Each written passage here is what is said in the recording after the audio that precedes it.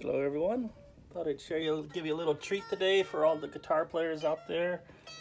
This is the case. It's not the original,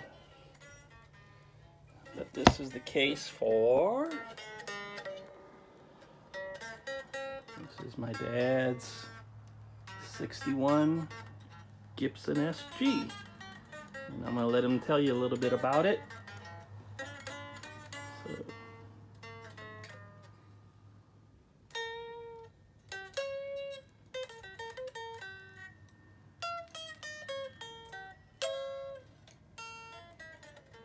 question?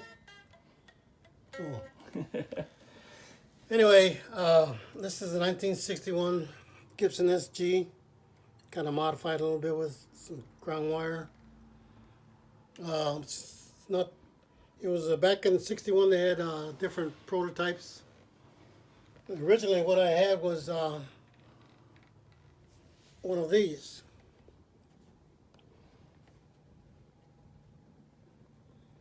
It's Les Paul signature. Wait. Les Paul signature SG with sideways vibrato. But I was young and I took it to a dance at a roller rink once to play a gig. It was cold and I put it on a piano stool and it busted the neck. That was a common feature about those old 61s. Is the neck was kind of messed up down at the bottom where it met the body. So it broke, shattered, and my dad sent it to the factory. And this is what I got back. So after many years, I sent the serial number, which is back here. You can't hardly read it anymore. But anyway, the factory sent me back on email saying it's still a 1961 SG.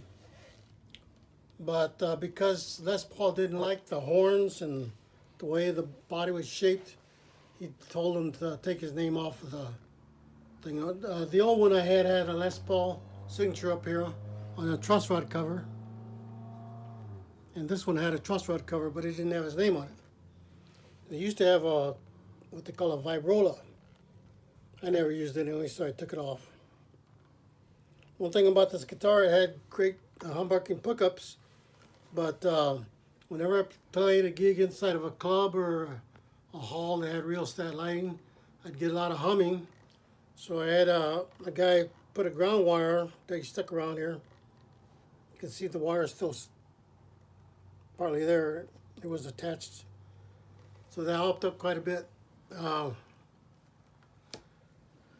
One of the things that's kind of unique about this, wherever I'd taken it to gigs or dances or even to repair shop, I'd always get a crowd of people around saying they could tell for distance, hey, is that a 61? I'd say, yes, it is. And so guys would ask me questions about it, you know. I've actually played this guitar exclusively for about 50 years or more. And one thing I liked about it is the sound. I could just about get any kind of sound that I needed, whether it was a B.B. King sound or jazz. I used this with a jazz ensemble, and gave me a good bottom to it and good trebles. I mean, you know, I just didn't need to get anything else. So consequently, I used it for years and years and years and years. But then the neck itself started to chip away too. So Gary Gibson happened to be working in Gary Bubba Gibson happened to be working in a guitar shop. And I took it down there to show him, and he took all the splinters, glued them together, and put the neck together. But now, I don't know how long it's been since I haven't used this. 10 years maybe? 5 years, 5 to 10 years. Because the last time I took it to my guy, Wallace, he was afraid to work on it. The neck's starting to get a little bold. So I called up the Gibson factory in Nashville. They said they wanted to charge me about $1,200 just to straighten the neck, put a new neck on it or whatever. And I thought, well, shortly after that, they came out with several reissues of this guitar. And now lately they had a reissue of the original 61 that I had with a sideway. My brother, I guess they fixed that vibrato up pretty well. So I thought, well, for the money, it's not worth it, you know. At one time, this guitar was estimated as a vintage guitar around $19,000. Now you can join. I get the Vintage Guitar magazine, and I've seen similar models for about $1,500. So the market fluctuates up and down. So I don't know if this is going to actually get any money in return when I'm gone. Let's hope so. I don't know if I'll give it away. I'll keep it. Are the pickups the original, or did you change those? No, those are the original pickups. Some of the old Gibson's SGs that Santana played, his had P90s. Mine have humbuckers, and those are really nice. I've always liked those pickups. I know when you used to let me play it when I was younger, that neck is still the smoothest neck I've ever played in my life. One thing I like about it is the neck is wider than the new guitars you buy on the market. The newer guitars you buy on the market are thinner. And I cut my finger off, third finger, so I still like the wide neck. I did change the tuning pegs because the old ones were the ivory. Oh yeah, that's right. And they just started to crumble and break off. So for now, I just put those on. I can get some other replacements, but since I'm not using it too much anymore, I'd still like to get it fixed just for the pickups. Mm-hmm. Mike Wallace told me the pickups themselves would probably be $800 a piece if somebody ripped them off. But outside of that, I mean, the guitar, I played everything with it. Mm-hmm. Mexican music, rock music.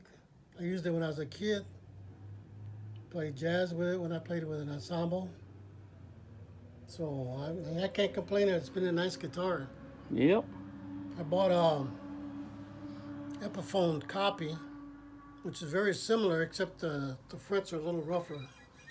This is, like you said, this is a nice smooth neck. The thing that really astounded me was when I pull it out at some of the gigs I've done, and there'll be a guitar player in there. He'd come running up to me and say, "Hey, is that a 61?" I don't know how they could tell from, from the area where the audience sat. Mm-hmm. But these guys always knew. If I sing one on the stage, I wouldn't know myself, but they knew. So yeah, I'd always get a nice little crowd of people asking about it. Yep. So there's a little background of my dad's 61 SG. If that thing could talk, it'd have a lot of stories. Yeah. Now what we do know is this case is not the original case. No. And any of your friends, my best friend Phil Bonella, Mike Bright, George Rankin, Larry Huntley, they all have stories about your original case. My original case, the handle broke off, so I had to carry it underneath my arm into a gig. And the covering on it started to peel off and exposed the plywood underneath there. And before long, the plywood started to deteriorate, so I was carrying, as I was walking, you could see the sawdust basically falling into the gig where I was playing. So everybody was cursing me out. "Why don't you get a new case? Why don't you get?" So a lady friend bought me that case. It was brand new at one time. Mm-hmm. Now look at it. It's worn itself out. Oh yeah, it's probably like 30 years old itself now. It's starting to peel out the. Because that was back in the 80s when you got the new case.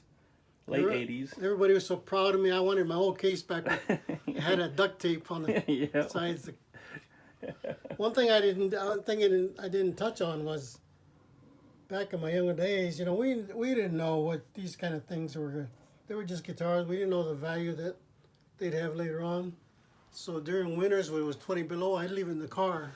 Yeah, I remember that. Yeah. In the trunk. Yep. So winter didn't break from that, but I always bring it in and let it warm up before I play it or put it away. Didn't you have a 335 also?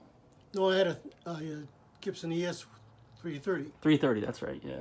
Yeah. What year was that? That was